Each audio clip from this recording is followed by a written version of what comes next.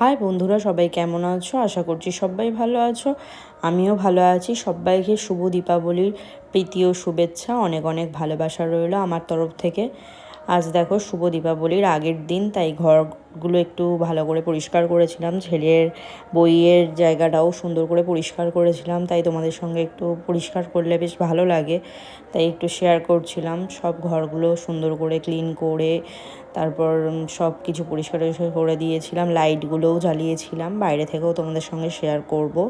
বাইরে থেকেও লাইটগুলো লাগিয়েছি, দেখবে কেমন কি লাগছে। তারপর আমি একটু সন্ধ্যাবেলার দিকে 14 প্রদীপ জ্বালিয়ে নিয়েছিলাম, যেহেতু আজকে ভূত চতুর্দশী, তাই 14 প্রদীপ জ্বালানোর নিয়ম আছে, তাই 14 প্রদীপ জ্বালিয়ে নিলাম। প্রদীপ আমি জ্বালাইনি, আমি মোমবাতিই জ্বালিয়েছিলাম।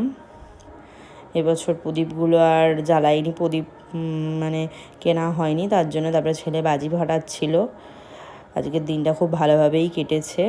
তারপর ফানুস উড়িয়েছিলাম, দেখো ফানুসটা যাচ্ছে। আজকের মতো এটুকু।